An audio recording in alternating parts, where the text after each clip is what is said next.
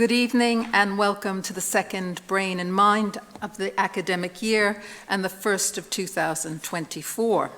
Now, some of you are regular attenders of this event and know the format well, but some are here for the first time. So I'm going to explain a little bit about what we can expect this evening.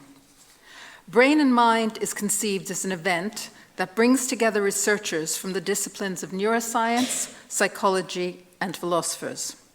The speakers are all experts in their field and work on the topic that we have chosen for discussion. We didn't ask the speakers to confer or to read each other's work. We simply asked them to tell us about how they think about the topic that we've raised for discussion tonight. We hope that our audience, which includes undergraduates and graduates, as well as members of the general public, and importantly for us, A-level students from the Oxfordshire area, we hope that all of you will come to appreciate how very differently a topic can be approached, depending upon the discipline of study. Now, I mentioned that A-level students are here. Are there any here yet today? Oh, excellent. Welcome, especially to you. It's very good to have the schools participating and beginning to see how academic work is done and maybe to get a taste for university life. Now, this event has been running for almost 10 years now, and in the past couple of years, we've expanded to include a collaboration with a medical school in Hamburg. This means that there's going to be this online audience, and the entire event will be Zoomed to that audience in Hamburg. While the collaboration is challenging from a technical point of view, we thank the IT teams here at St. Hilda's and in Hamburg for their continued patience with us and their efforts to make these events run as smoothly as possible. I hope there are no technical glitches tonight, but if there are, please be patient with us. Brain and Mind holds an event once each term, in the autumn, which is Michaelmas term, in the winter, Hilary term, and in the spring, Trinity term. And we choose an overarching theme for discussion for the year. This year, our topic is the senses. Last term, we enjoyed a discussion of taste and the brain, and next term, we're going to be discussing touch and the brain. And the date for that event should be in your program, so you can check that out and then look on Eventbrite to sign up for that. Tonight, we'll be discussing sound and the brain. And once again, we've managed to bring together some of the leading researchers in their fields to talk to us about this topic this evening. Before I introduce the topic, I want to thank St. Hilda's College for their continued financial support for this event. Without this support, there would be no speakers, and more importantly, there'd be no tea and biscuits out in the hall, which you'll have after the first two talks. So the first two talks will be back to back. We'll have a very short Q&A, then we have tea and biscuits, come back, we have the final talk, and a longer Q&A. And at that time, I'll take questions both from Hamburg and from the audience here in Oxford. Now I'll introduce tonight's topic. Sound is a complex phenomenon that we can think about in different ways. If we look back to the years that we now take to be the birth of modern science, which is roughly the 17th century, we find that there was a rather sharp distinction made between qualities that were thought to reside in objects in the world and qualities that in some sense reside in us, in sensing beings. The first kind of quality were called primary qualities, and they include things like size, shape, and motion. The second kind of quality were called the secondary qualities, and they include color, the sensations of touch, odor, taste, and sound. According to the 17th century philosopher John Locke, secondary qualities are, quote, nothing in the objects themselves but powers to produce various sensations in us by their primary qualities, unquote. And in a similar vein, we find the following in the writings of Galileo, quote, from the point of view of the subject in which they seem to inhere, These things, that is the secondary qualities, are nothing but empty names. Rather, they inhere only in the sensitive body. If one removes the animal, then all these qualities are annihilated. Now, both philosophy and science have developed at a pace since the time of Galileo and Locke. So I'm going to turn to our first speaker tonight to tell us the latest in thinking about sounds from the perspective of neuroscience. Professor Andrew King is Professor of Neurophysiology here at Oxford University and Sir Henry Savile Fellow at Merton College. He's also Director of the Center for Integrative Neuroscience and heads up the Auditory Neuroscience Group in the Department of Physiology. We're utterly delighted that he could find time to be with us this evening, and he will now explain to us how the brain makes sense of sound.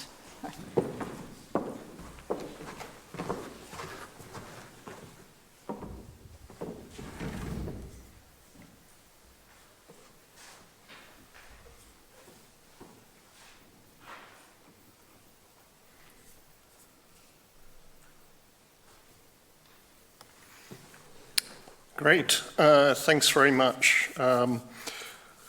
What I want to talk to you about is what happens in our ears and particularly in our brain when we receive sound. Now the process of hearing and listening, there is a difference between the two, results from a chain of events that begin with the properties of the object that produces the sound itself, the air that surrounds it, our ears, but most importantly, our brains. Now, a sound wave is produced when an object vibrates, pushing into the air that surrounds it, and this gives rise to a series of invisible waves that beam away from the object, reaching our ears and may be perceived as a sound. So for something like this, a ruler on the side of a desk being flicked, you can probably guess what it sounded like. But if we look at an example of another sound source, one that is perhaps a little more familiar, someone vocalizing, it's perhaps harder to tell from this what's actually going on, what's being produced by way of the sound. So what we have in this case are the vocal folds, which are located down here, which open and close as air is exhaled through them, and that produces a series of pulses which are then shaped as the sound is passed through the resonant cavities of the throat, the mouth, and the nasal sinuses. And the resulting vocalizations can, of course, because we're talking about someone speaking, vocalizing, provide us with an enormous amount of information about the world around us, and can also, depending upon what the sound is, trigger a series of emotional reactions and memory. So if I put the sound in,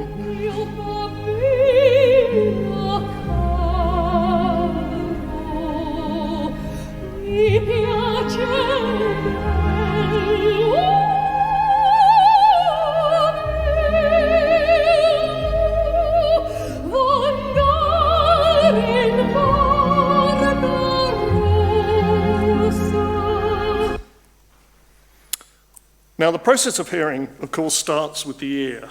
The sound waves are funneled by the outer ear, the external ear, the part of the ear that you can actually see, down the ear canal, reaching the eardrum, which vibrates in response to the incoming sound. And those tiny movements, those tiny vibrations of the eardrum are then coupled across the middle ear cavity by the three smallest bones in the body, and they push on a membrane over here which feeds into this snail-like structure. Now this is known as the cochlea.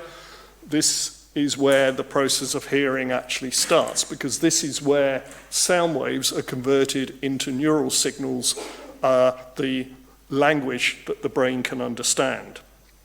Now if we focus on the cochlea, this coiled structure, it's filled with fluid, But running down the length of it is a membrane that varies in its mechanical properties, which allows the different frequency components that make up the sound in question to be mapped out at different points along its length.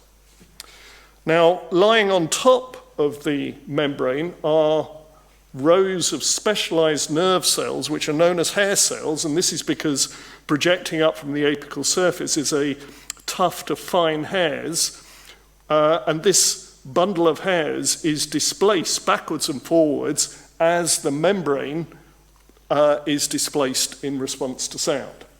Now, the backwards and forwards movement of this bundle of hairs leads to the opening of pores in the membrane of the hair bundle through which positively charged ions enter, and this gives rise to electrical signals in the hair cell, which can then be transmitted to the brain in the form of action potentials, which are conveyed by the auditory nerve, the nerve that goes from the ear to the brain.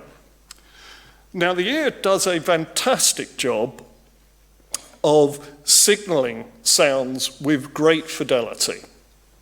What we're looking at here is the neural activity across different sound frequencies and over time in response to this sound. This is the spectrogram of the sound, so this indicates the amount of energy at different frequencies and over time. This is someone speaking, so it has a characteristic harmonic structure, these bands here, and this is the output from the cochlea. It looks very similar.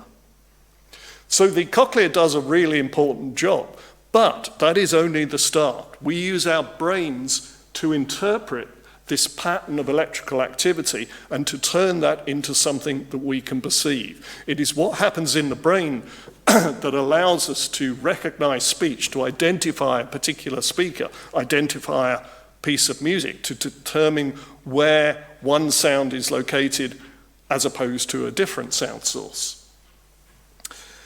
Now, as with any sensory system, we can identify certain parts of the brain that are concerned with hearing. This is simply because they're connected to each other via a series of nerves. So the output from the inner ear, the cochlea, projects to the brainstem, then goes up to the midbrain, the thalamus, and ends up in the auditory cortex.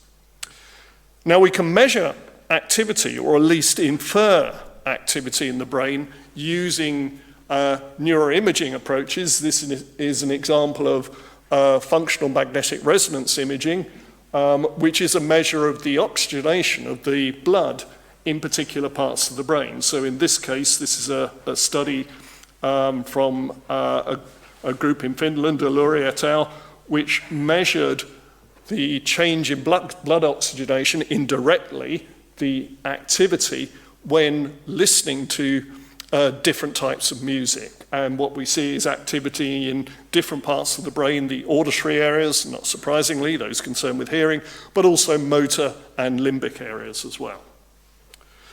But you can only go so far with this, and that's really because of the resolution, which is quite limited.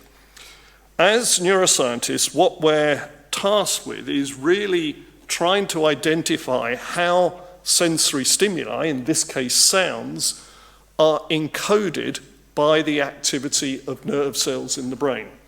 So in this case, this is the response of a neuron, a single nerve cell in the auditory cortex, responding to synthetic vowels of different pitches. So the pitch is indicated by the numbers here, and what we're looking at, the dots indicate the action potentials generated by this particular neuron.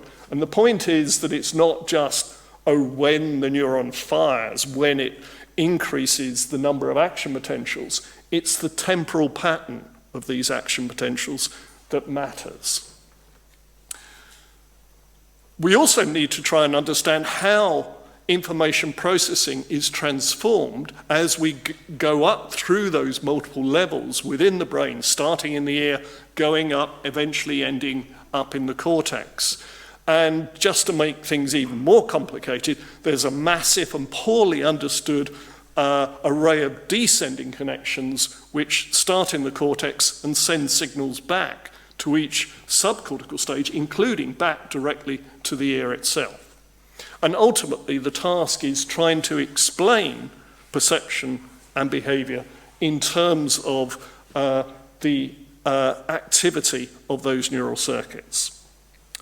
Now, one of the most important functions of the brain is its capacity to learn and to adapt to the constantly changing sensory world. You can think of this in terms of moving from one type of environment to another. Here we're in a relatively quiet and somewhat reverberant room. You go outside to the plain roundabout, it's very noisy, lots of sound sources are present. So the statistics of the sounds reaching our ears has changed. What we're looking at here is a spectrogram, a recording of someone talking, one of my colleagues in my anechoic chamber, and then doing the same thing again in the presence of background noise. What the presence of the noise does is to make it harder to pick out the salient features in the speech. Just as viewing a visual scene on a foggy day makes it harder to pick out the visual features in that scene. So background noise, the presence of other sound sources, is a significant problem that the brain has to be able to deal with. And when we're adding in noise like this, we're actually reducing the fluctuations in sound level. We're reducing the contrast of the signal. And an efficient way that the brain might deal with this, which is indeed what happens, is that neurons in the brain can turn up their sensitivity, can change their gain in response to the contrast of the signal. So if we're in a situation like this, they become more sensitive to a change in the amplitude of the sound. And this has the direct consequence of dealing with and removing the masking effects of the noise. So it's a very important adaptive principle that the brain uses.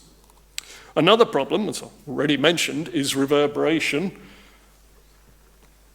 It's a little different here because of the microphone and the speakers, but if you're talking to someone, there will be sound passing directly from their mouth to your ears, but equally bouncing off the walls of the room. And these multiple delayed and distorted versions of the original sound can disrupt the signal. So this is the spectrogram of the sound, and this is what happens as a result of room reverberation. There's a temporal smearing of the signal. And this is a real problem for people with hearing impairments.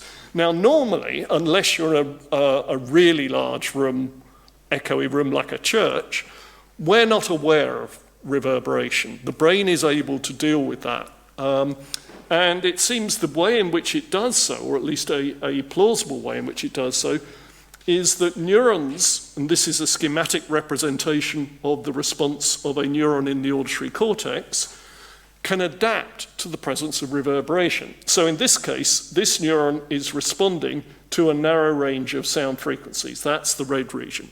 That excitatory response is followed by an inhibitory response. That's a standard property of these neurons. But the interesting thing is that as the amount of reverberation changes, essentially going to a larger room, the inhibitory component is progressively delayed, and that has the effect of removing the multiple delayed echoes of the sound. So the brain is continually able to adjust to the changing acoustical properties of the world in which we live. But of course, hearing, there is more to hearing than sound itself. We frequently encounter, when we're listening to something, or indeed looking at something, whatever it might be, information reaching our different senses simultaneously. Now, of course, you can use your phone to rely solely upon your hearing, but equally, if your phone rings and vibrates as well, there'll be a tactile stimulus. And in particular, it's very often the case that we can see as well as hear the sound source. Now, we found in our research, as many other people's, that there is enormous crosstalk within the brain at different levels of the auditory pathway between the senses. But rather than show you any physiological examples of that, I'm just going to show you one illusion in the form of a video that will be familiar to some people here, which illustrates the tendency of the brain to merge signals across the different senses. So this is a phenomenon called the McGurk effect, this is Patricia Call, who worked on this for a long time. And when I play this video, what you're going to hear are a series of syllables that she is producing.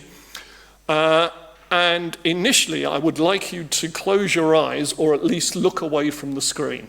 And after a few seconds, if you could then look at the screen, and then after a few seconds more, look away again. The whole thing lasts about 20 seconds.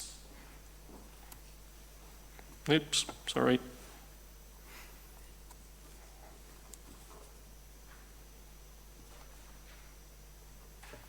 Baba, Baba, Baba, Baba, Baba, Baba. Okay, so look at her. Baba, Baba. Then close your eyes and look away. Baba. Okay, so what you heard throughout was identical.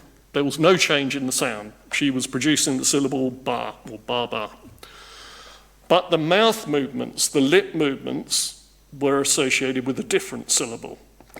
And whenever you, if the illusion worked, whenever you looked at her, what you heard should have changed, even though the sound was identical. This illustrates the powerful role, the profound way in which integrating information from the different senses can alter what we perceive.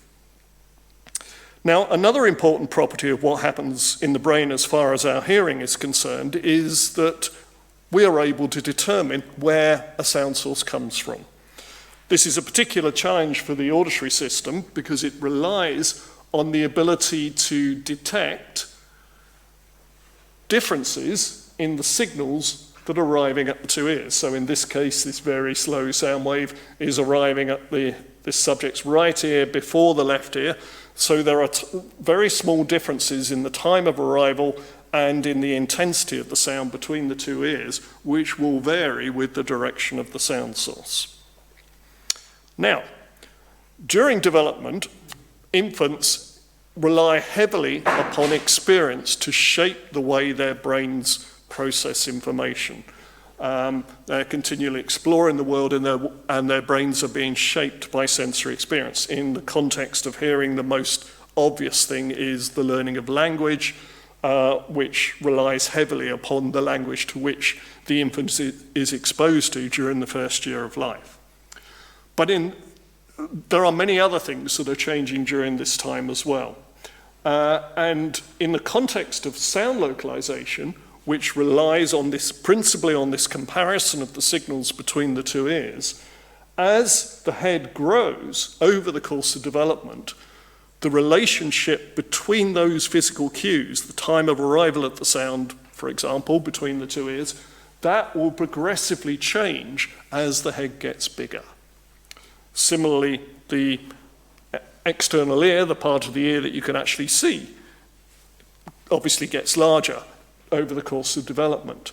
And in adulthood, there are small differences from one individual to another based on the dimensions of the head and the ears. And that will alter the physical information that the brain has available to localize the sound.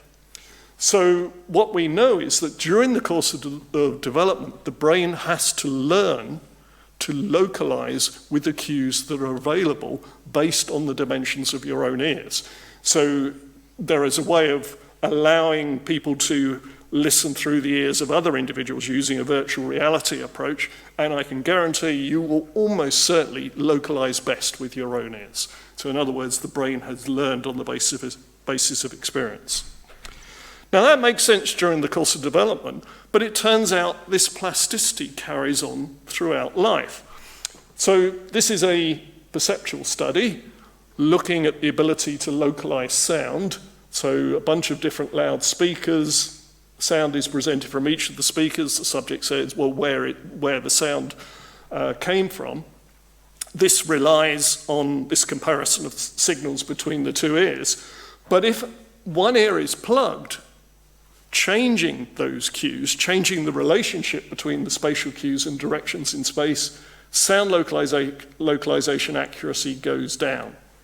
The interesting thing, however, is if the earplug is left in place and the subjects are trained on the localization task, sound localization gradually improves. It recovers again. The brain, even in adulthood, is highly plastic. Now that's another indication of how adaptive what goes on up here really is in terms of interpreting the sound signals that reach the two ears. But I just want to finish by highlighting how potentially relevant that is from a clinical perspective. Hearing loss is a really big problem, and it's becoming more of a problem, particularly as we live longer, because most people who experience hearing disorders, this happens later in life. And the vast majority of causes of hearing loss are in the ear itself. So, of course, the focus is on using hearing aids to boost the sound or using cochlear implants to bypass the damaged part of the ear to stimulate the auditory nerve directly. But, as I hope I've convinced you, we actually perceive the auditory world with our brains.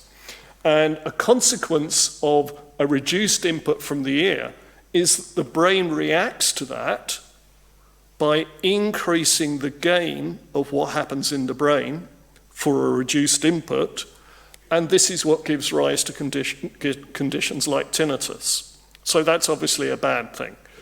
On the other hand, the fact that the brain is so plastic and is able to reinterpret, to relearn, for example, to localize sound in the face of altered spatial cues, this provides the basis for learning to adapt to hearing loss and learning to adapt to altered hearing produced by devices such as cochlear implants. So this plasticity plays a really important role in the fact that there's about 1 million people worldwide who've now received cochlear implants. The reason why they work is in part because the brain learns to reinterpret those signals.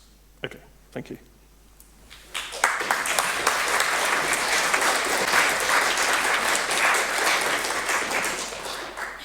Thank you very much. And that's a great way to start and have our basics under our belts before we move on to our second speaker tonight, who is Isbat Yazin, Professor of Auditory Perception and Audio Technologies at the University College London Department of Computer Science.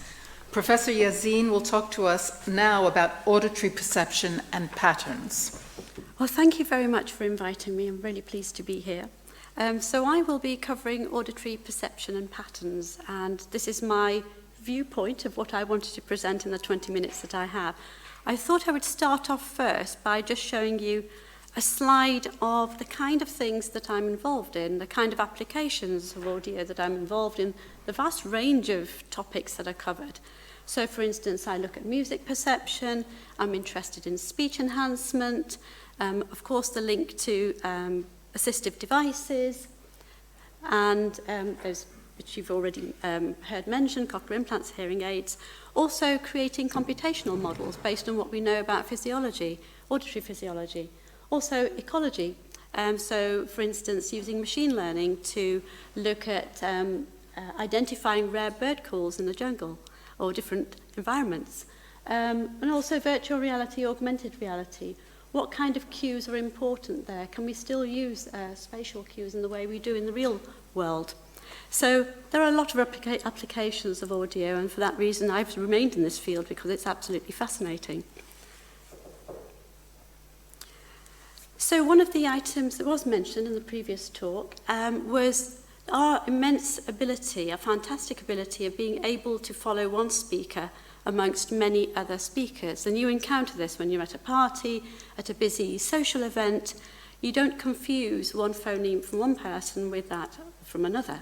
You are able to follow the phonemes for a single person whilst having a conversation with them. So that's a great ability of the brain. And likewise, we're able to follow a melody or an instrument amongst many other instruments. So for instance, you could have a singer, a bass player, a banjo player together, and you can follow any one of those instruments. If you wanted to just hear out the singer, you could do so. Part of this also involves aspects such as attention, and that's another category of research which is really interesting here with audio. But you can quite easily follow the melody that you want to in a mixture of sounds. So what's going on here? What allows us to do this? So how do we make sense of our acoustic environments? So that's what I'm particularly interested in. So here is a spectrogram. So along the y-axis you have frequency, and along the x-axis you have time. And here's an example of what the spectrogram would look like for a person speaking, for a hammer hitting a table, for instance, and somebody playing a flute. So you can see for the flute, you can see some of the harmonics, you can see some harmonics structure for the voicing, the person speaking. For the hammer, you can see that the sound, the spectrogram is quite different. You've got vertical lines, those are the impact sounds, and you have the sound composed of multiple frequencies in a short given time. So it's not easy to tease apart those elements if you were using a machine. So how would you tell apart the hammer blow from the flute, from the speaker? And if you were constructing a machine, how would you tell it to do what you need to do in order to isolate out those sounds? But if all those sounds were created at the same time, you wouldn't really have much difficulty doing that. And here we come into the, here to think about patterns of interest. So our brain is always looking for a shortcut. It's always looking for patterns in our environment. That happens in the visual domain, that happens in the audio domain. So here's a vase face configuration that many of you may have seen before. So we use this to study, for instance, a figure ground. So at any one time whilst you're looking at this figure, one aspect of that figure, say it's the vase, will become the figure of interest and the rest becomes the background, so the blue becomes the background. If the faces are your figure, then the white is your background. So we can't see both at the same time. We can only see one or the other. And that kind of helps us to understand what might be happening in the audio domain. So similarly in the audio domain, we use certain rules to group elements of sound together to help us make sense of our environment. Some of that can help us compose a figure, and the rest can become background. And that helps us to identify the auditory object of interest, or objects of interest, in a mixed, very complex auditory scene that we may encounter. So there were some principles put together by psychologists in the 1900s, and these were the Gestalt principles of grouping. And this mainly applied at the time to vision, but similar rules apply in audition. So there's some examples here. So one example is proximity. So items that are close together, you will assume belong to a group or an object. That can happen in the visual domain, but also that applies in the audio domain as well. Elements that are similar, you will group together. So for instance here, visually, you group the blue blobs together and you see the white row as separate. And common fate. So items that move in time together will be seen to be grouped together. And you can see in the elements of closure and continuation, your brain doesn't, for continuation, see 4 bits of lines. You're actually seeing it as a flowing line. Your brain is actually looking for the patterns there, and that will help you resolve ambiguity in your auditory domain or the visual domain. So here is the same schematic, but I've grouped elements together here. So you can see for proximity, if they were all grouped together, you would see it as a whole object, but you put some spacing behind the rows, between the rows, and immediately you see 2 objects. And the same for common fate, and the same for synchrony. So objects that flash together, you will assume belong together. And the same for audio items that begin together or start together or finish together, you assume belong to a certain object, an auditory object in space.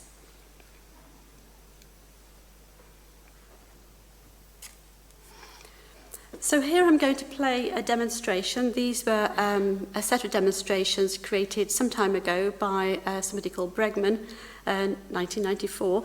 But this is a nice illustration of how we may perceive common fate. So in this instance, you're going to hear a pure tone being played initially, and then you're going to hear a number of other tones played alongside it. But you will hear the tones that make up this chord separately. So even if you hear a chord, you will hear each of those elements separately.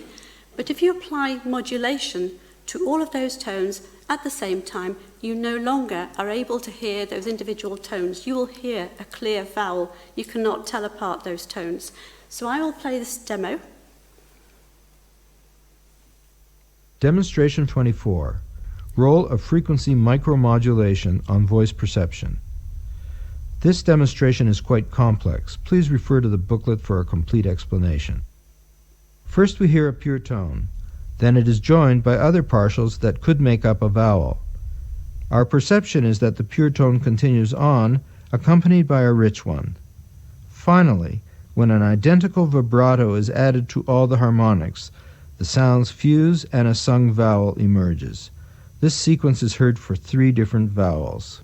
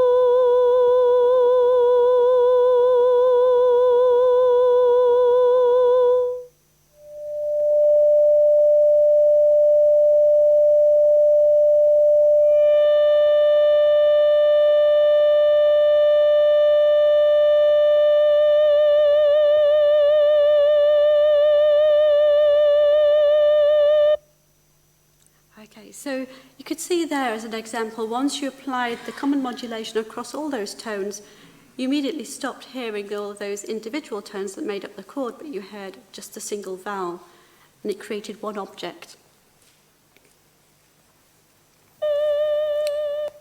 Right, move on to the next one.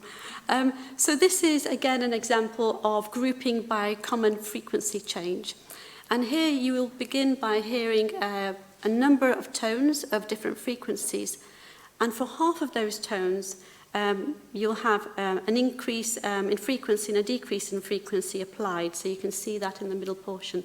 And then towards the end, those rises and falls will decrease, and you will hear the pure tones again without any of that rise and fall. So you will hear at the beginning those individual tones.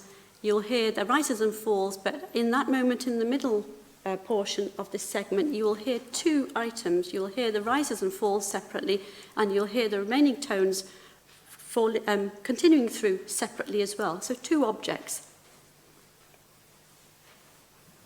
Demonstration 19. Fusion based on common frequency modulation, illustration 1.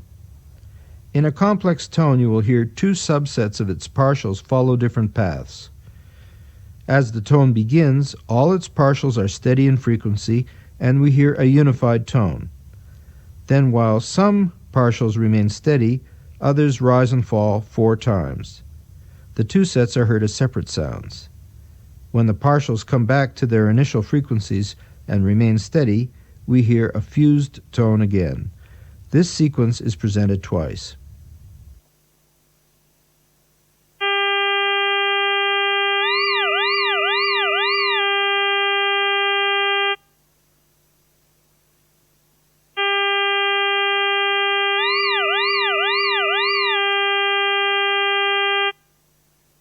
Okay, so you heard in the middle when there was a rise and fall for 4 of those tones, and the remaining tones remained steady, you could hear 2 objects.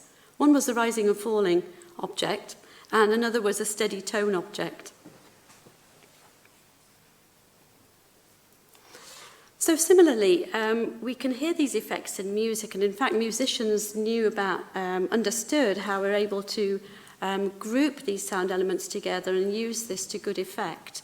So there are a number of composers, particularly in the Baroque period, who put together pieces of music in which there's a rapid alternation of tone frequency or the rate at which those tones are played, and that gives some degree of separation, and you can actually group elements separately at those points. So here is a demonstration of one piece where there's rapid alternation in tones, and you might begin to hear some of that segregation into different sound objects.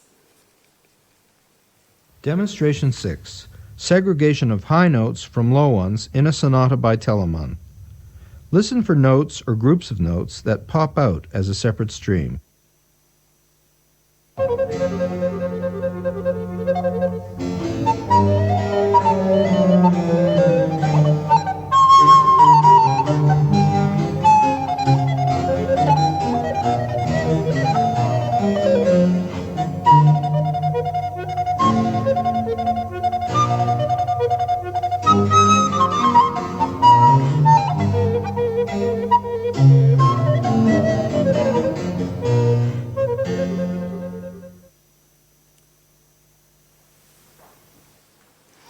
Now, composers were rather canny, so Bach wasn't the only one, but a number of composers did know of this effect even before the psychologists started actually noting down effects of pattern recognition and grouping.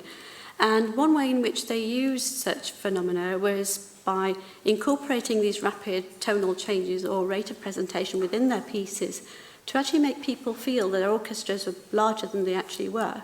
So in a particular given piece by Bach, there's a piece of music for violin where it's played in such a way where the notes are, they have a certain separation of frequency, played at a certain rate, and it appears when you hear that piece as if two violins are playing instead of one. So do go and search that piece out. Now, as mentioned in the first talk, there's a lot of information that's conveyed, and we know a lot about the neural information that's conveyed from the ear, from the cochlea, up through the brainstem, and up to the cortex for further processing. So at the lower levels of the auditory system, we're extracting elements such as loudness, pitch, aspects of localization cues that we need to understand where a sound is coming from. And at the higher levels, we have language understanding, music understanding, and also we can apply attention to what we hear. Now, paying attention is an interesting one. And a lot of the circuitry that we know about paying attention to sounds is circuitry that comes down from the brain towards the ear. So we're looking at pathways not going up from the ear to the brain, we're looking at pathways coming from the brain back down to the ear, the pathways that we call efferent pathways. And they've become really important to study, especially with trying to understand how we're able to extract speech in noisy situations and how that may help us. So what does this top-down information give us? So there's a few examples that I'll play you about top-down or knowledge that helps us understand sounds that may not apparent at the first presentation may not be easy to understand. So this is sine wave speech. So what we do here is we take speech and then we break it down into the simplest components we can. So these are sine waves. So we might assign, say, for a simple phoneme, 2 or 3 sine waves that can just describe elements of that phoneme. So these would be frequency changes over time. And I will now play you, in the next slide, a portion of this sine wave speech to see if you can understand what's being said.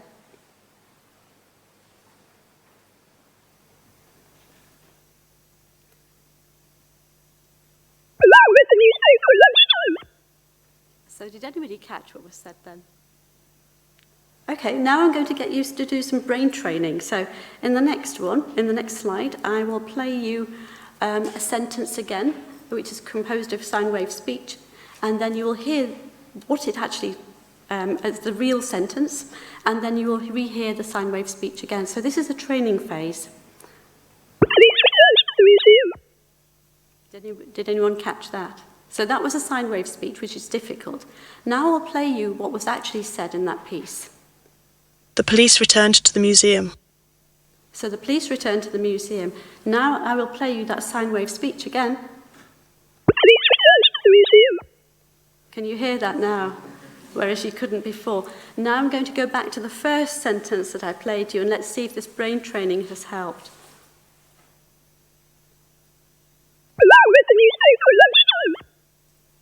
Did anybody get that this time?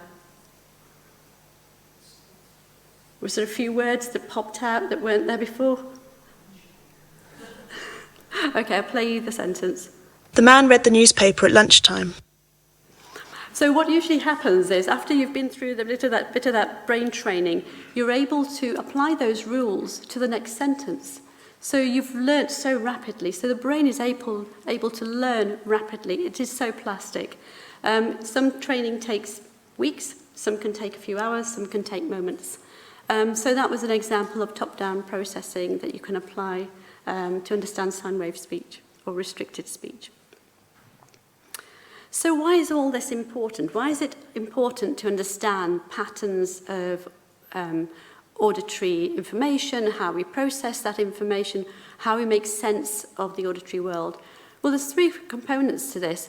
One is we obtain an understanding of our own perception of the world. So in perception, we're trying to understand how two sound sources may be combined, but yet we can extract the frequencies, we can extract elements such as pitch, location cues, to actually separate out those sound sources.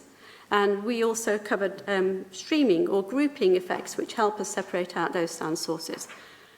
Through understanding how we interpret patterns, we're able to also we can also apply that to understanding the neural pathways, and that's of importance because we know of plenty of fibers which relay the information from the ear to the brain, but we're getting more and more over the years, we're getting a better understanding about what these top-down fibers are doing, these efferent fibers from the brain to the ear, and what their role is in our understanding of speech in noisy situations. And of course, computational modelling, which is an area that I delve in. So it's incredibly difficult to create a machine that does what our brain can do. We can create a machine that does elements of that. So for instance, we can create some machines that recognise patterns, or we can create machines that, of course, can extract speech from noise, which is important for the design of assistive devices, for instance. But computational models really are a tool, and they should be used as a tool for our understanding of the underlying processes in our brain and our auditory brain, and how that is an absolute, it's fascinating to study, and it can just encompass all your time entirely. And there's so many facets of the auditory brain that are really still to be discovered and still really interesting to uncover. So thank you very much.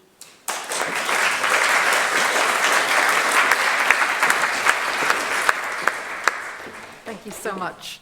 Well, those two talks, I think, should set us up, at least on the science side of things. I'm going to take, our speakers were perfect on timing, so we have about 10 minutes for questions, both from Hamburg. Do you want to, can IT put Hamburg back on the screen so we can see them and I can see the audience? Yeah. And then I'll take questions from both audiences. Have a thought, and I'll start in Hamburg with Micah, just to see if there are any questions. Micah, do you have any questions there? Yes, we do. Just a second.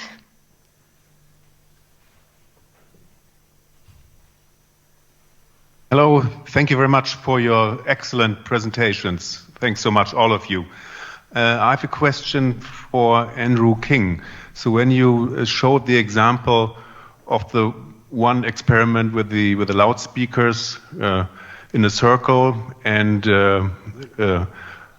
sound localization, and plugged one ear, and after a learning phase, the person was, well, performing equally well than before. Was there still the bone conduction present, or was he completely made deaf in one ear. So was there any information left for localization on that ear, or was it, well, taken out? The answer is yes. The subjects, the participants in the study, still have binaural cues. The earplugs we use, which are just standard earplugs you can get from Boots, or if you fly on certain airlines that come in the little bag in front of your seat, what they do is to attenuate the sound and delay the sound, so the time of arrival cues, the intensity cues between the ears are altered, but they're still there. And we rove the sound level in that study, so the subjects aren't learning by virtue of how their perception of how loud the sound is. So they have access to binaural cues, but most importantly, they have access to the so-called monaural cues provided by the external ear that is not plugged, and that's the primary basis by which they're learning. The brain changes the weighting of different localization cues according to which is the most reliable. And that means as soon as you take the earplug out, everything is normal again. And if I may ask a second question, for the top-down modulation to, well, analyze sounds or improve understanding, so there are certain types of efferents, and are they tuning the inner or outer hair cells and tonically, or also modulating, well, phasically? So we know there's synapses, so there's connections from the efferent fibers down to the outer hair cells, which are motile. And because they're motile, they will amplify, in essence, the vibrations of a special membrane in the cochlea called the basilar membrane.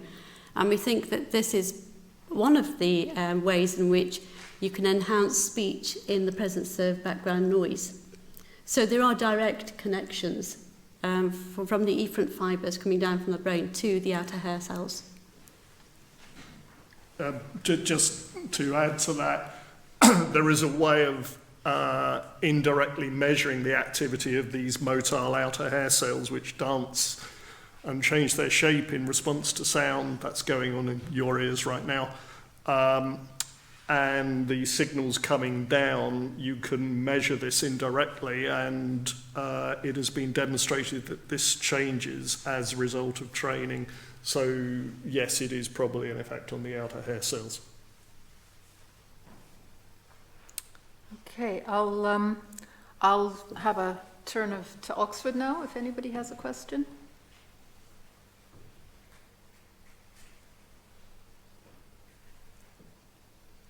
Oh, we've got two. Yes, that's okay. We'll start, Chiara, if you could bring the microphone. Oh, okay. So they Thank can you very hear much. you in Hamburg. Let's see how this goes because it's half formulated. But so, what was mentioned earlier, and this could go to anyone, with abnormality when it comes to perceiving hearing, with aphasia. When someone encodes the input they have in a different way than most would, like say someone hears a sound and they might hear it as a color. Would you guys have any comments on that? Do we have a lot of research in that area? So you're mentioning synesthesia, where you have, thank you, where you have input, say, in one sense, and you perceive it, say, in another. So audio could be perceived as colourful or of different colours, same for other senses as well. I don't personally do any research in that area, but it is a fascinating area in itself. I don't know if Andrew has anything to add to that. Would you say it connects to the, yeah, that's what I was feeling. Oh. Yeah. Would you say it connects to the grouping that you were mentioning, or this idea that people of like grouping certain? So grouping can happen without synesthesia. Mm-hmm. So grouping is something that can is a way of explaining how we actually make sense of a very complex visual world or a very complex audio world, and There has been work done with multimodal inputs to look at how we may group when you have, of course, there's multi-sensory, and our brain is multi-sensory. We're going to combine inputs from all our senses to make sense of the world. It's for research purposes. Sometimes we separate out each of the senses to delve into a question of interest. But I'm sure there is a lot of work done in multimodal grouping, multisensory grouping, and I assume some of that would apply to if you wanted to work within synesthesia. So if you wanted to work in that field, then you could, I suppose, apply some of those aspects of grouping and conduct similar designed experimentation as well. So the experimentation usually is in the way that I conduct it, it is over headphones, or it can be localization in free field. Thank you very much. Sorry about the messy question. I think we have time for another question. Yeah, Anne. Wait, can you please get the microphones? Otherwise they can hear you in Hamburg's. That's the importance. Yeah. Thanks. Now, in some ways, following on from the previous question, I am aware that there are some people who have either developmental or acquired auditory processing disorders where they may not be deaf but may have difficulty perceiving auditory input as speech. And I was wondering how this relates to what you were talking about. I guess this is a question for both Ifat and Andy. So when we talk about hearing impairment, we often, there are two main impairments that we often think about. One is conductive, where you might have an impairment in the ear canal or affecting the middle part of the ear. And then there is a sensory neural loss, where you may have an impairment at the cochlear level or the nerves outputting from the cochlea. But the kind of impairment that you're mentioning is loosely defined under the umbrella of auditory processing disorders. So in that case, you can have individuals that have near perfect hearing, but it's the processing or understanding of what's been heard that can be difficult. And there can be difficulties in some instances with speech, following speech in noisy situations, for example. And so that has been investigated in a number of ways. One is by training, looking at the effect of audio training in helping individuals in certain situations, but also by conducting experimentation, looking at grouping, looking at how this may play a role in difficulties faced in very complex auditory acoustic situations, despite the person having absolutely normal hearing or thresholds for hearing. So there are lots of examples of this sort. So one interesting case would be amusia, which is a condition whereby people with perfectly normal hearing have no appreciation for music, and this has been traced back to abnormalities in the connections between certain cortical areas. Let me just see if there's one in Hamburg, and then I'll come back to you. Micah, do we have any other questions from Hamburg? Yes, we have two more, one from me, Okay. if I may. I was wondering, can you train a person not to fall for the McGurk effect?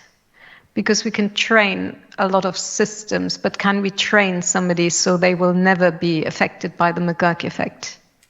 Well, the way in which the different senses interact and which tends to dominate depends on what you're measuring. In the case of the McGurk effect, or the ventriloquism illusion, which is where the sound and the visual source are spatially separated, and your percept of where the sound is drawn toward the visual source. In both cases, these reflect the fact that visual information in the spatial domain is more accurate than auditory information. But there are certainly cases where, for example, someone who's had a visual disorder and so on, where the balance of the of dominance between the two modalities can change. So all of these things are highly plastic. the ventriloquism effect works in what can work with one single presentation of a mismatched sound and visual stimulus. So it doesn't require a lot of training, but you can certainly train someone to perceive these things in a different way. And we have another question.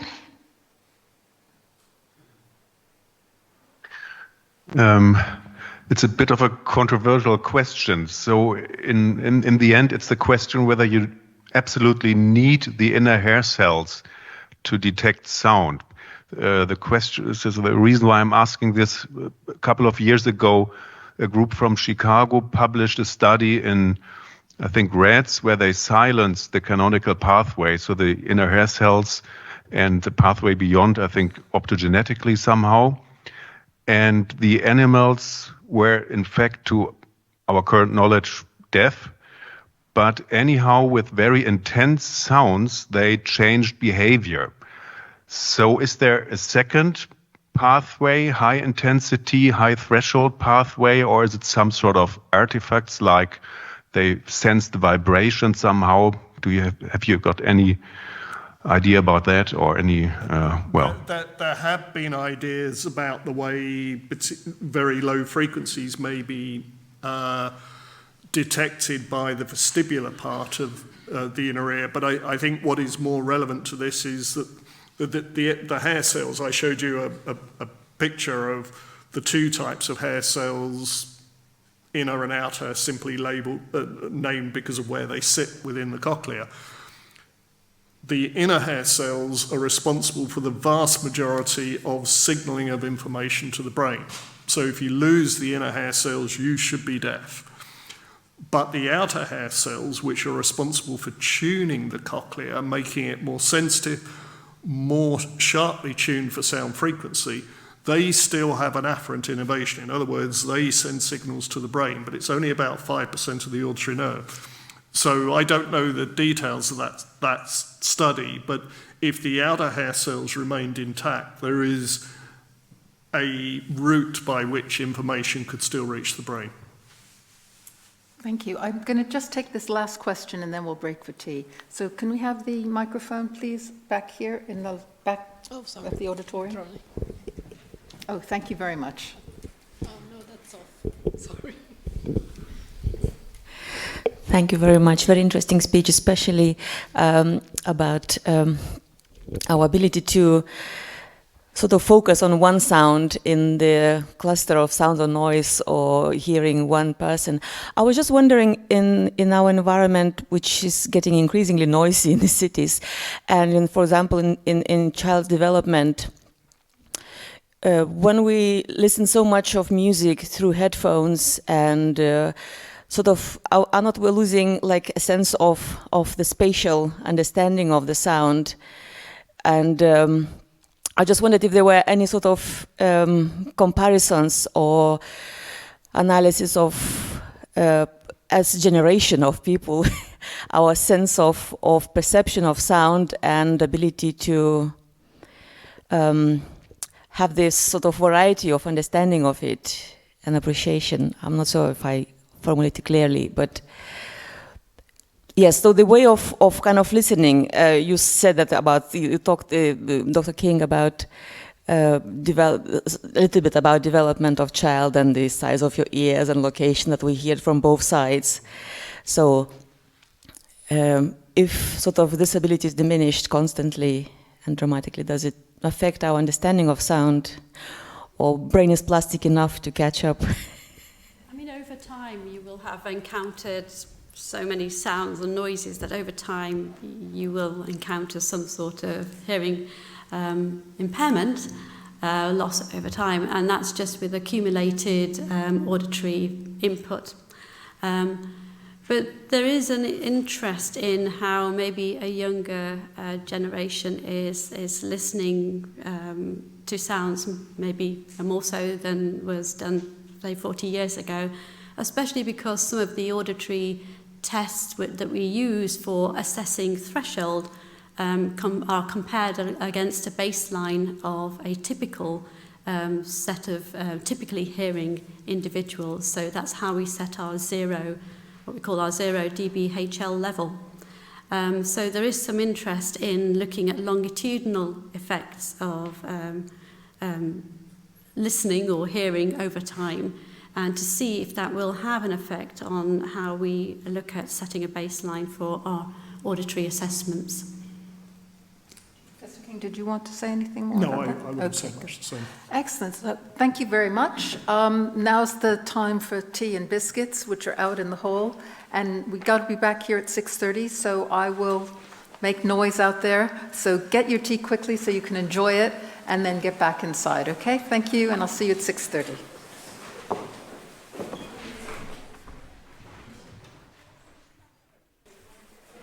Okay, it seems as if everybody's in. I see a couple of people out there, but they may not be wanting to join us. Good, thank you. Well, tonight is running very smoothly. I'm very pleased. The tech is going fantastically. First time we've had such a nice, clear picture of Hamburg, and I feel that the interaction is working really well. So I hope we can continue this, Micah. And several people have said hello to you. They recognize you from your days at St. Hilda's. Now it's my pleasure to introduce Professor Matthew Nutz from the University of Warwick. He is co-director of the Center for the Study of the Senses, which is based at the Institute of Philosophy in London. And some of you who might have come to the Taste in the Brain last term will remember Barry Smith, who is the director of that center, and he talked to us about another of the senses. So tonight, Professor Nutz will speak to us this evening about a puzzle about what we hear. Thank you very much, and thank you for the invitation to come and talk to you. Does everybody have a handout? Well, so what I'm going to try and do is persuade you that there is a puzzle about how we think and talk about what we hear.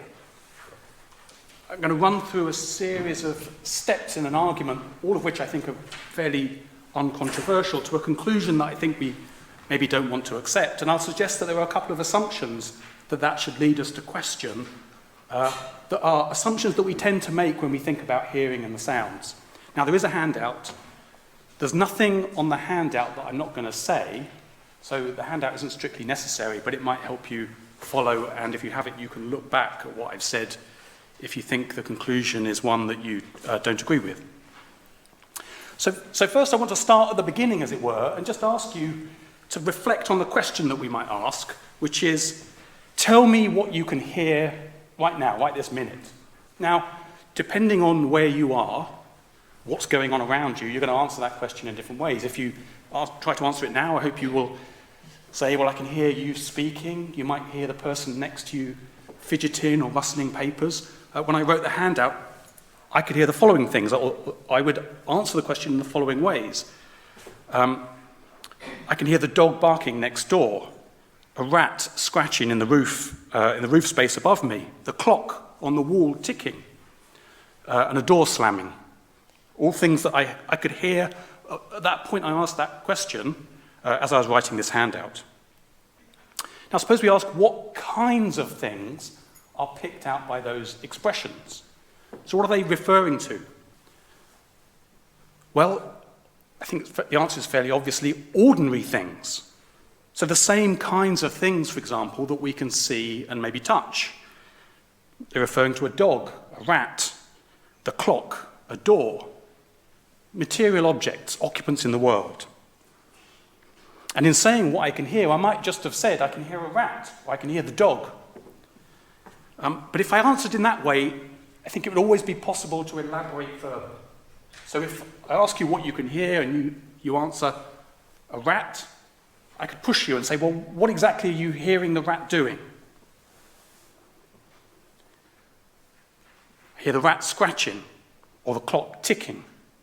So when we hear ordinary things, it's never simply the case that we hear the thing, but we always hear that thing doing something. So in answer to the question I posed at the beginning, tell me what you can hear now, your typical answer is going to involve telling me what you can hear doing something around you. And it's the case that whenever we have a verb predication that describes something doing something, like a rat scratching, then we've also got available a noun, an expression that picks out what it is that's being done. So on the handout, my example is the clock is ticking. When we have an expression like that, we can also talk about the ticking of the clock, or there is a ticking of the clock.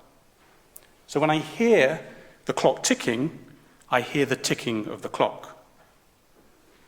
So we take ourselves then to hear, I think, the doings, the activities of ordinary things in the world around us. So just a natural way we might answer that initial question is by talking about the activities or the doings of things going on around us. Now we might ask the question, why is it that we hear the doings of things?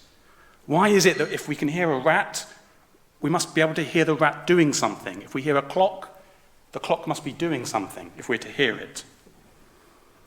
Well, a very obvious kind of answer is to say something like the following. Well, we can only hear something if we can hear it making a sound. So when we hear something doing something, what we hear is precisely that. We hear it making a sound. The reason it's always possible to explain what it is we hear something doing is because we can only hear something making a sound. When we hear something doing something, the doing that we hear is that thing making a sound. So if I hear a dog barking, then I hear the dog engaged in doing something that makes a sound, where the barking that the dog is doing is the sound making. What I hear is a sound making activity that the dog is engaged in. Now, if what the dog was doing didn't make a sound, the dog might be doing all sorts of things that doesn't make a sound, but I can't hear those things. They're not making a sound. Now, I'm going to call or label what it is that an object is doing when it makes a sound-making activity. Philosophers sometimes use activity in an agential sense, so that something can only be active if it is an agent. I'm using it in a more general sense. If something is doing something, then I'm saying it's engaged in an activity. When a clock is ticking, a clock is doing something, so in this sense it's engaged in an activity. So what we hear, it seems on the face of it, in answering that question that I began with, is sound-making activities of the things around us. Okay, there's the first 3 points. Now, it's interesting, or at least it's interesting to me, that English is full of verbs for sound-making activities. I've put a few on the handout. This is in section 4. Ring, rattle, rumble, tick, bark, quack, shriek, squeal.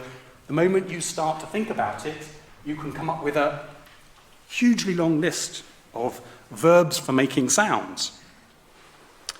Now, in many cases, I think, these activities are, as it were, defined by the kind of sound that is being produced. So we can say that something is ringing if it's making a ringing sound.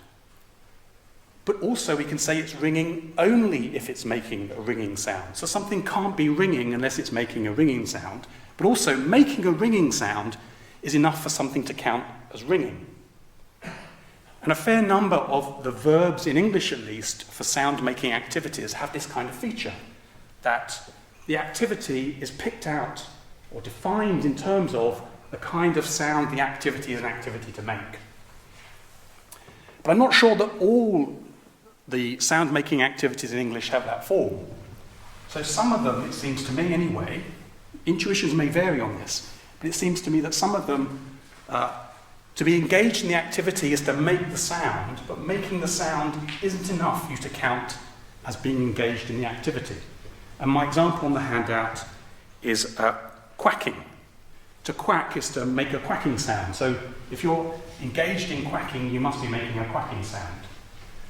But I wonder whether it's true that it's enough for you to count as quacking that you're making a quacking sound. And my example is, imagine setting your phone ringtone to be a kind of quacking sound, and then imagine your phone ringing.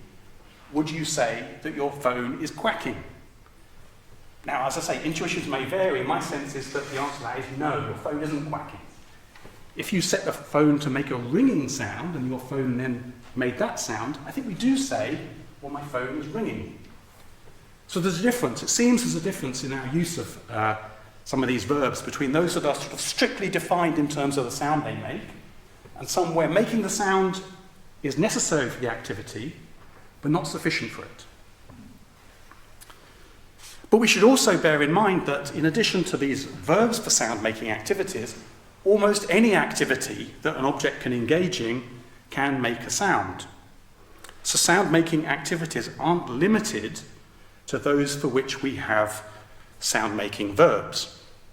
And my example earlier was of the rat scratching in the ceiling above me. Scratching is not a verb for a certain kind of sound-making.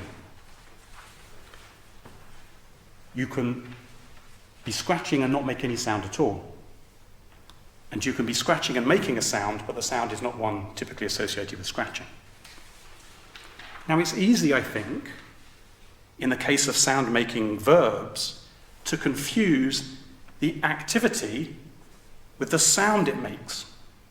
So it's easy to talk about, for example, the barking of the dog, and to think that when you talk about the barking, you're talking about a sound. It's easy to confuse the barking that the dog is engaged with the sound of the barking.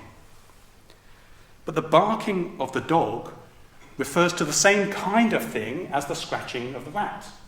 And the scratching of the rat is not a sound. It needn't make a sound. So the barking of the dog and the scratching of the rat pick out the same kind of thing in the world of sound-making activity.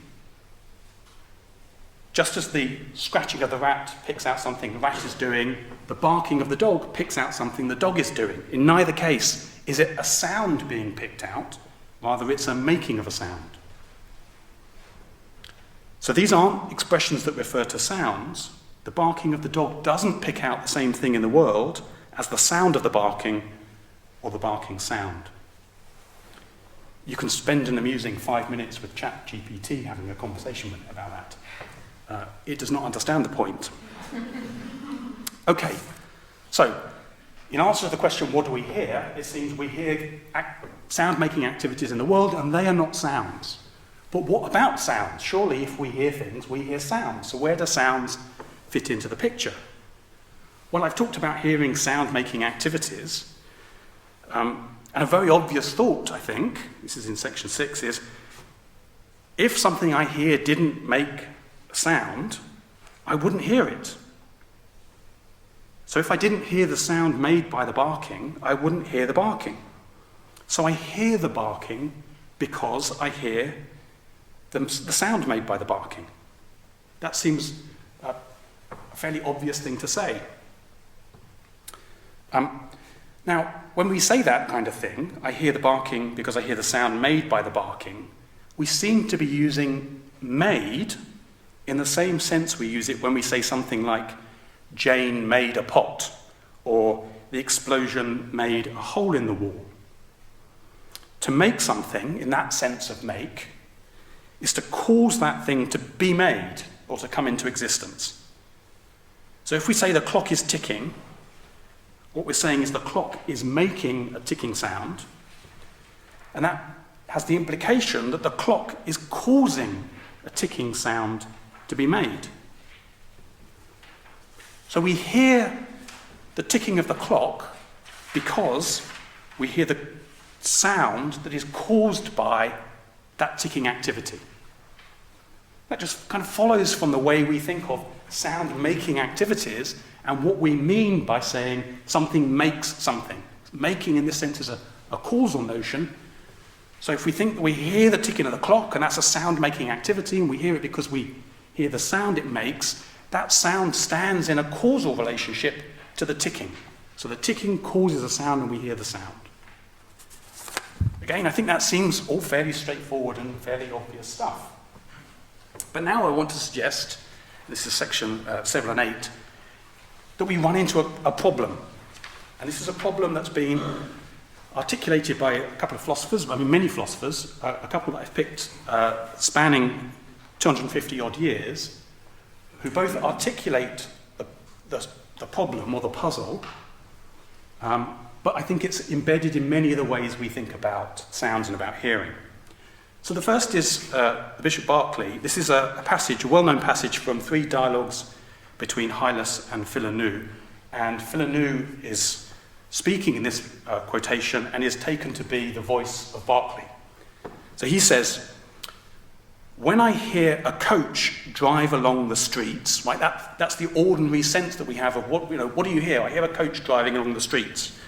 When I hear a coach drive along the streets, all that I immediately perceive is the sound. But from my past experience that such and such sound is connected with a coach, I am said to hear the coach. Still, it's obvious that in truth and strictness, nothing can be heard but the sound. And the coach in that example is not strictly perceived by sense, but only suggested from experience. So that's my first example. My second comes from the 50s. You'll have to excuse the language. This is how philosophers wrote and spoke in the 50s. Broad says, even the plainest of plain men would admit that when he hears Big Ben striking, all that he literally hears is a series of booming noises of a certain kind, i.e. sounds. Now he says that he hears Big Ben striking because he believes or takes for granted that these sounds emanate from a certain bell as a result of a certain rhythmic process going on in it.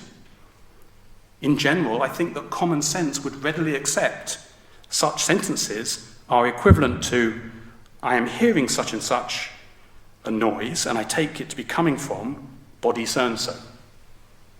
So both these philosophers are saying that you don't hear sound-making activities. You don't hear the striking of Big Ben. You don't hear the coach driving along the street. Now, you may say you do. So you may answer my question by saying, I hear Big Ben striking. But what you strictly mean by that is that you hear some booming noises that you take to come from a bell known as Big Ben. But that's not the same as hearing Big Ben striking. You only hear the sounds. Now, they haven't given an argument. Neither of them have given an argument. And actually, the arguments here are quite subtle, but neither of them have really given an argument. They take it for granted. They take it as obvious that we should accept these conclusions. The plainest of plain men, Board thinks, would accept that conclusion. Now, I've set out a little bit of argument in section 9, which might track some of what they're thinking. So we start by thinking the thing that I've been suggesting. I hear the ticking of a clock, sound-making activity. But I've said that if we hear something, we hear it because we hear the sound it makes or causes. So I hear the sound made or caused by the ticking. But now here's the important claim. We cannot perceive the antecedent causes of the things we perceive. So I can't hear the cause of the sound of the ticking, so I can't hear the ticking of the clock. So we start with a thing that we think we accept, run through a series of relatively unexceptional steps to a conclusion that we can't hear that thing after all. And the key premises are 2, which I've already talked about, and 4, which I haven't yet. 4, we cannot perceive the antecedent causes of the things we perceive. Why accept that? Well, here are some other examples. I see a footprint in the sand. Mark of a foot somebody's been stomping along the beach. I see a footprint in the sand. In seeing the footprint, I don't thereby see the foot that made it. So if you see a footprint in the sand, it was caused by a foot, but you don't see the foot that caused it, you just see the effect, the footprint. I see smoke on the horizon. In seeing the smoke, I don't see the fire that made it. All I can see is the smoke. There's a fire that's making that smoke, but I can't see the smoke, even though the smoke is caused by the fire. So I can't see the cause of the effect that I see. So I hear the sound of the clock ticking. In hearing the sound, I don't hear the ticking that made it. And the thought is that little bit of reasoning about sounds is just parallel to what we're saying in these other cases, where we don't think that you can perceive the antecedent causes of the things that you can perceive. So conclusion is, you can't hear the ticking of the clock, the barking of the dog, the ringing of Big Ben, scratching of the rat. All you can hear is the sound made by those things that you take or judge or think to be caused by a rat or a bell or a clock or whatever.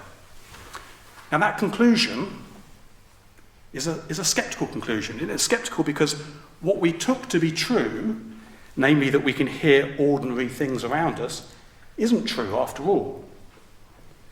So the answer that we gave to my initial question turns out to be false. We don't really hear those things. We might say that we do, but we don't. It's a skeptical conclusion. There's a mistake, you might say, at the heart of our way of thinking about hearing. I say it's at the heart of our way of thinking about hearing because it's embodied in all those sound-making verbs that I said English is absolutely full of. Those sound-making verbs seem to be things that we hear things engaged in doing, and yet actually we can't, according to this argument. So it's a skeptical conclusion, and what philosophers learn about skeptical conclusions is they're usually wrong, and the arguments for them are usually invalid or unsound in some way. So we might think that something has gone wrong with my argument.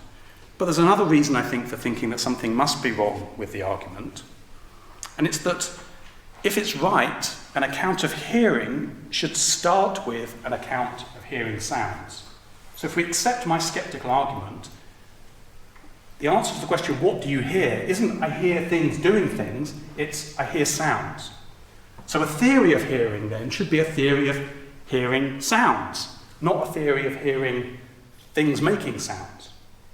Because you can't really hear those things. You might have beliefs about them, but you can't really hear them. And that seems to me to be a mistake. I don't think a theory of hearing should be a theory of hearing sounds. It would be like saying an account of seeing should start with an account of seeing light. Now, those analogies aren't exact, but there's something right about thinking that there's a mistake in thinking that hearing should begin with an account of hearing sounds. Furthermore, if we think that our account must start with an account of hearing sounds, certain questions become really pressing, like, what are sounds? We're not quite sure what to say in answer to that question. Well, they're not the sound-making activities. There's something made by those things, caused by those things. We can't perceive them in any other way other than by hearing. Where do they fit in the world? Andy talked about a sound moving around the room. Is that right? Do sounds move around the room in that way? They certainly don't seem to move around the room.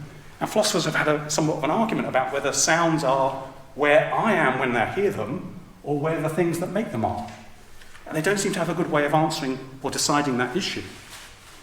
So we end up with a whole bunch of difficult questions if this skeptical argument is right too. So we might want to resist the conclusion. How might we resist it? Well, I said there were two key premises, premise 2 and premise 4. And I'm just going to end by suggesting that both those premises seem questionable to me. So the first one was the thought that if I hear something, I hear it by hearing it making a sound. Sorry, if I hear something making a sound, I hear it by hearing the sound that it makes.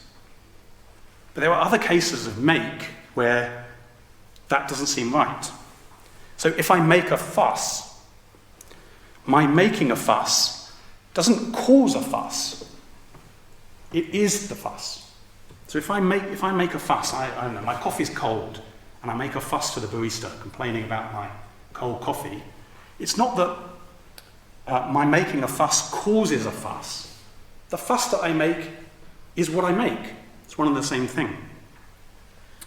If I spill my hot coffee in your lap, I might cause you to make a fuss. But if I cause you to make a fuss, that's not me making a fuss. So it's an example of make where we don't have that causal relation of the kind that we have in sound making, or the kind that I began by saying we have in sound making.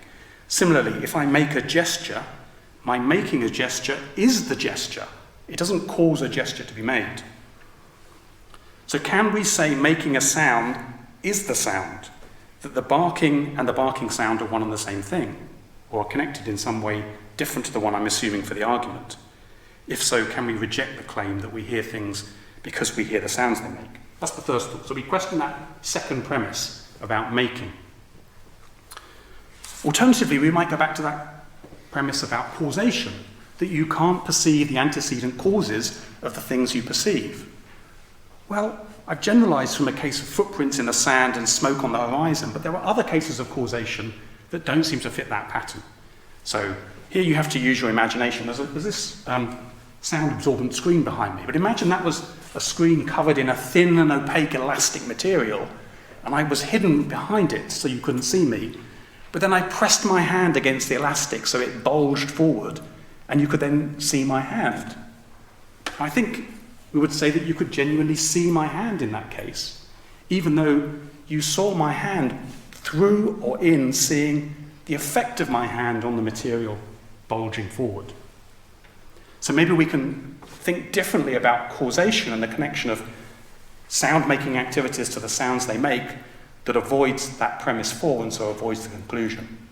If we can, then we should go back to the thought that hearing is hearing sound-making activities, and that sounds fit in there somewhere, but maybe they fit in a way light fits into an account of seeing ordinary objects around us, rather than thinking of sounds as distinct things that are the starting point for a theory of what we hear. Thank you.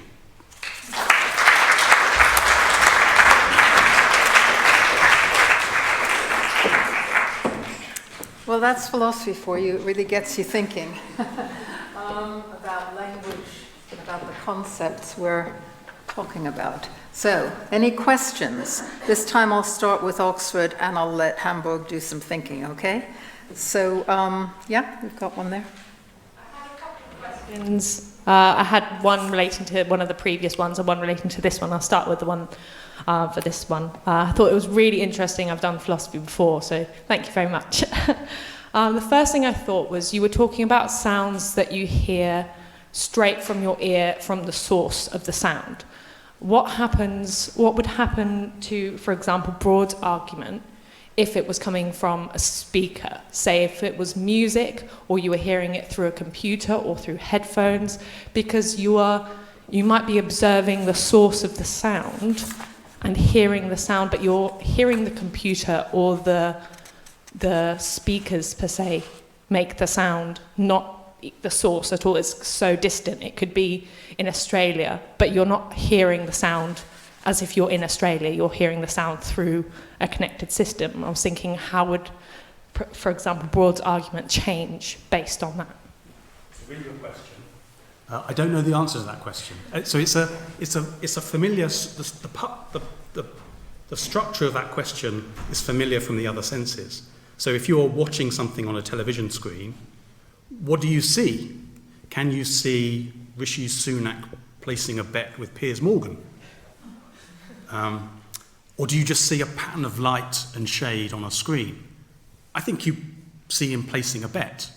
Now, Downing Street is going to argue that you didn't, but not because you're only seeing the light on the screen, but because Rishi Sunak doesn't know what it is to place a bet. But I think you can see him doing that. I think we all saw that. So you might say, look, in the auditory case, do you hear merely the loudspeaker vibrating? Is that the source of the sound? Or is the source of the sound the original thing that produced the sound? I think we say, there's certainly contexts in which we would say it's the thing making the sound. But of course, we can also get you to say, well, it's just the loudspeaker. Maybe you're a hi-fi aficionado, and you say, oh, that loudspeaker just sounds great, and you really are talking about the sound it's making. But it's a puzzling kind of case because it's not a normal way of perceiving, and so some of what we want to say about the normal case just isn't going to generalize across. And so we're going to have to think specifically about what's going on in that case and what the correct thing to say is. Thank you very much. I also had a question for Andrew regarding music. There was a part on your lecture when you were talking about how music can interact with different areas of your brain, and you said it was difficult to do it because it's just hard to see very clearly. But have there been studies based on music making like a recollection or memory response rather than just an auditory one? Oh, absolutely. One of the music is obviously from the acoustical side, it's sound, so it activates the hearing centres of the brain, but more so than other types of sound, it engages other areas, particularly those involved in motor control, because a lot of music, if you are playing a musical instrument, there is a motor component to that. Even listening, picking up the beat in the music. So there are very close connections between the parts of the cerebral cortex that control fine movements, particularly of the fingers, and the hearing centers of the brain. But even more so, because, and that's part of the reason why I played the Leslie Garrett, the aria that she was singing will induce a lot of emotional reactions. So the so-called limbic centers of the brain, which are involved in our emotional control, reward centers, are activated when we're doing something pleasurable, whatever that might be. One of them is listening to music. So music does engage areas more so than many other types of sound. So no, absolutely, it's not just the hearing centers. Thank you very much. Okay, I think we have a question back here.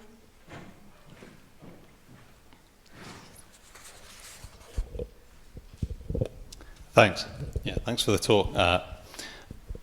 I just want to come to the defense of ChatGPT. It was 3.5 I was talking to, not 4, so it may have got better. But it was on kind of 4 to 6. So I got the sense that there might be two ways of thinking about the sound-making verbs, as you call them, or the activities they denote that were kind of potentially getting run together. So as you introduced them, you suggested that they, at least some class of them, so let's focus on those, picked out activities that were exhausted by the making of a kind of sound.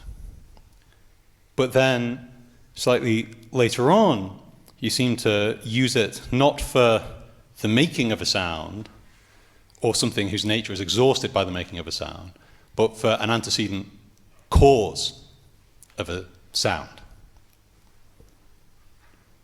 So, whereas the first conception would have the sound being a constitutive part of the thing picked out, the second conception wouldn't. And then I was worried that on the first conception, which was the way you introduced it, it wouldn't be right to say that we hear the ticking of the clock because we hear the sound caused by the ticking, because the ticking, as you introduced it, would be the causing of it, and not the cause of it. But then we wouldn't have the puzzling... Oh yeah, I mean, I can stop there if that's enough, yeah. Yeah, so I think, so when we think about a case like ringing, it wasn't like it was suggesting that the ringing sound is constitutive of ringing, but rather it's a kind of activity that we individuate in terms of a certain kind of sound. And it's an interesting question whether we think the reason we think about ringing in that way is because there's something particularly salient about ringing sounds, and we've latched on to the making of those, or whether we think there's something salient about certain kinds of activity that we note produce characteristic kinds of sound. But the thought was that with those kinds of activities, it was a way of individuating the activity in terms of a characteristic kind of sound. We've got others where we individuate the activity, where we don't individuate the activity in that way. So rattle and quack, I take it that it's not enough for you to be rattling that you're making a rattling sound. So although we think that you can only be rattling if you are making a rattling sound, we don't think that's all there is to the activity. But we think of those as the same kinds of things, so ringing and rattling and scratching. They're all the same kind of thing. They're all activities that make sounds.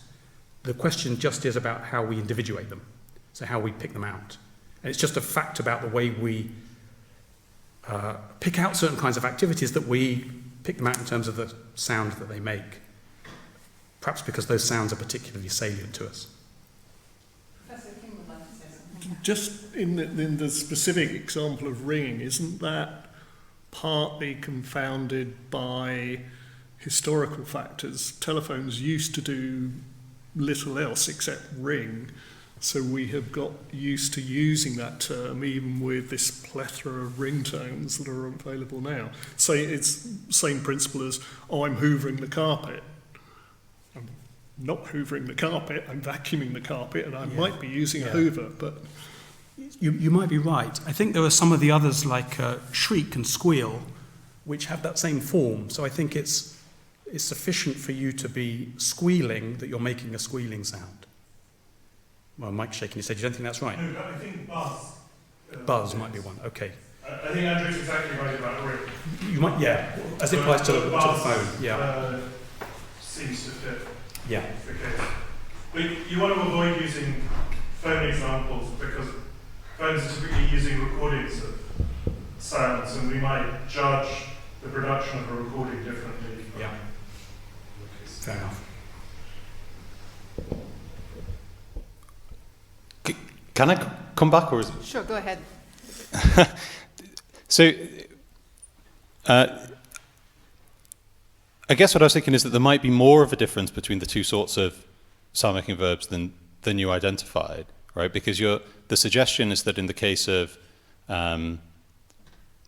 say it was buzzing or something, that what we're doing there is picking out a certain sort of cause via one of its effects, right? So in the cases where we do that, so say there's a scratching and it does make a sound, of course, the scratching could have occurred without having that effect, right? But if that's the way you go with something like buzz too, then you need that the buzzing could have occurred without having that effect. It wouldn't have been a buzzing anymore, but the event you've picked out would still have occurred. But it seemed to me that with the sound-making verbs, where nothing more was required, at least, that didn't seem to clearly be the case, that the buzzing could have occurred without the causing of a buzz. And so it seemed that maybe you were right in your initial suggestion that the activity is exhausted by the making of a kind of sound. In those cases, that was the worry. So, but I don't think saying that it's exhausted by commits you to saying that it's constituted by. So as well, there's nothing more to it. There's nothing more to the activity than making the kind of sound. But we're still treating make a sound in the same way across all these cases. So on what you're suggesting is that there are some understandings of making a sound where that making gets a very different interpretation to the interpretation it gets in the scratching is making a sound. So the ringing is making a sound and the scratching is making a sound. Or the shrieking is making a sound. And I think in all those cases, we think shrieking is a way of making a sound, and ringing is a way of making a sound. It's whether that's all we think ringing has to do to count as ringing, or whether it has to do something more. Some of these, I think intuitions can really vary, but some of these seem to me to be ones where there's nothing more to it. If you make that sound, so if you cause that sound, you count as ringing. Right, but I agree the object might, but the question is whether it's right to say the ticking makes a sound. And I was thinking that the ticking is the making of the sound, but the ticking doesn't make a sound. Right, so that was the kind of pushback I was giving. Why does the ticking not make a sound? So the clock is certainly doing something that makes a sound. The clock is making a sound, but the ticking is the clock's making a sound. And so the ticking doesn't make a sound. Ticking because is that would be making the making of a sound making a sound. I agree with that. So I think I agree with almost everything you say, but we're disagreeing over some fine point that I'm not quite getting. But okay, maybe it's confusing. I'll stop. Maybe later, in case there's anybody else, because it gets quite complicated. Do we have any more? Yes, we have a question here. I have a philosophical question. I apologize in advance if it's not very well formulated. We were saying earlier that I can hear if I hear the ticking of a clock, I hear the sound, but I don't hear the ticking of the clock because I can't hear the action that causes the ticking, I guess. And I was a bit confused about this because in very simplistic terms, we all say that I'm perceiving or hearing the ticking of the clock, and we all perceive it as very real. So I was wondering, what is the limit of this? How can we say that this is a real perception without drifting into an idea of humans not being able to perceive reality at all, or a brain in a vat situation in which we're getting the sounds, but we don't know what's out there. So how would you define maybe the reality itself of, in this case, hearing or perceiving reality? Yeah, good. So I agree with you. I think we do think we hear the ticking. So I think the kind of untutored view is that we hear things like clocks ticking, dogs barking, and so on. And yet there's something odd in the case of hearing, where there's also something quite central to the way we think about hearing that says, well, you hear the sound made by that thing, and then it seems to be a consequence of saying that you don't hear the thing after all. So I'm trying to bring out, there's this kind of weirdness or puzzle about something that we kind of accept, maybe because we've imbibed some theorizing about how sounds are made. Things make sounds by causing sound waves, and then we have an experience, and we somehow think the sound is associated with a sound wave that's caused by the... And then we think, well, it's just obvious then that we're not really hearing the thing that's causing that. I mean, Broad just says, it kind of doesn't need arguing, it's just obvious. You should just accept this, that you don't hear those things. And I'm with you, I want to resist that conclusion. I think that's a mistake. We don't tend to think of it in the case of vision at least. We don't think in vision you don't see the things that cause the light that reaches your eye. We don't, in the case of touch, maybe touch is a bit different. So it's not the case that you end up with a kind of general brain in a vat skepticism as a result of this kind of little bit of argument that I've run here. You end up with a kind of very specific auditory kind of skepticism that says, in hearing, you're connected to a world of sounds, perceptually, and then the connection to the world beyond the world of sounds is different. It's not perceptual in the same way. And that's the kind of thing that I'm suggesting perhaps we should resist. So I'm with you on that. But I don't think it leads to necessarily a general kind of skepticism. Okay. We have more questions, but let me quickly ask Hamburg whether they have any questions. Micah? No questions from Hamburg, thank you. Okay, we'll continue then. We have a question here from Professor Martin. Hi, Matt. I just have a question about the argument for premise 4 and the way you argued back against it. So the examples you gave were all cases of perceiving one thing and failing to perceive something that was a cause of it. And I take it we all agree with the examples. But the question is what the connection is between the examples and premise 4 itself. Is the thought that we need an explanation of why we don't see the further thing in each of these cases, and that premise 4 is the most salient explanation? Because it's puzzling to me why anyone would suppose that premise 4 was, why there needs to be a general explanation rather than an explanation in each individual case, which, might be that the fire just is out of sight. So that explains why you don't see the fire. And so on for each of the cases. So there's just a different explanation in each case. So why assume there has to be a general explanation? But secondly, why suppose that 4 was the explanation? But secondly, there's a question why we would need your example in order to question the truth of 4. I mean, I take it your example is supposed to be a clear counterexample to 4, which isn't question begging in relation to sounds because it's a visual case. But what would be wrong with saying, I don't know if I have any clear counterexamples, but I just don't see any reason to accept 4 as true in full generality? I think there is something more to be said to defend 4 in its full generality. And I guess my thought here is something like, look, if we have a view of causation where it's one event causing another event, and then we think of that in terms of sounds, there's something puzzling about the thought that we can hear the activity in virtue of hearing the sound. Now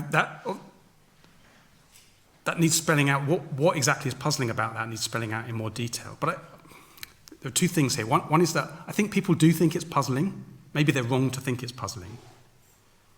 And maybe I do think there's perhaps an argument to explain why we might think of it as puzzling. I mean, much more needs to be said about that. And obviously in a 20-minute talk, I didn't go into it at all. So that's the kind of first thought in response to the first part of your answer. Why my counterexample to 4? I kind of think that one of the ways of understanding how it is you can hear sound-making activities in hearing the sounds they make is through a proper understanding of the causal relations between sound-making activities and the sounds they make.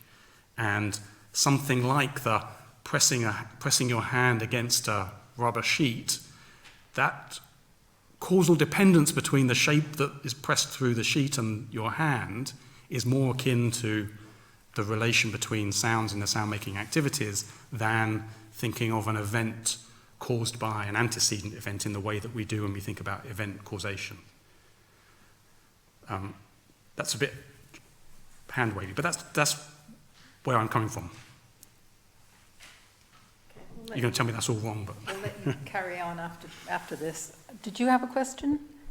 Wait for the microphone and then you can have our last question. All right, thank you. What was my question? Let's see. Oh, right. Okay. So I really liked how you gave us kind of the paper showing us your thought process. And this isn't so much about the argument itself, so much as wondering what your personal process is with articulating your research and then putting it down on paper in a philosophical format. I know, like, everybody has their own way of doing it, and there's also classical ways. That's a very, to ask a philosopher that, I feel it's a very personal question. Sorry. I don't really have like a process that I could say, oh, this is the recipe to follow. Mm-hmm. You know, I don't know what other philosophers do because it's not the kind of thing we necessarily ask each other. How did you get there?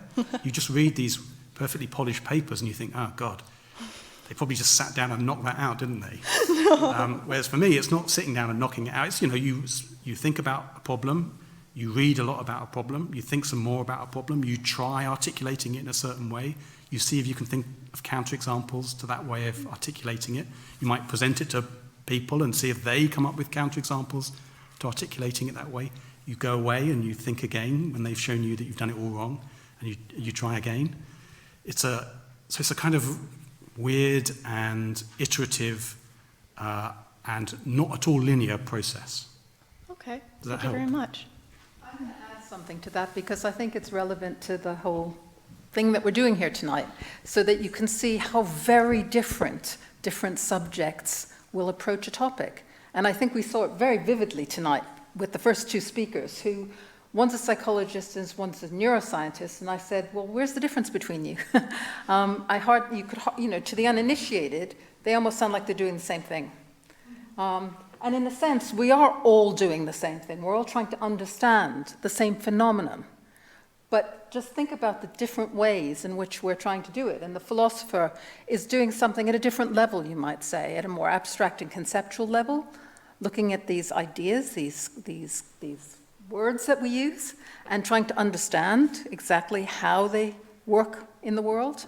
So I think that tonight we had a really stark example of the very different ways in which you can approach the subject and how complicated and difficult all three of these subjects are, and the phenomenon itself. So let's thank the speakers, thank everybody in Hamburg, and let's see you again in Trinity term for Touch in the Brain. Thank you.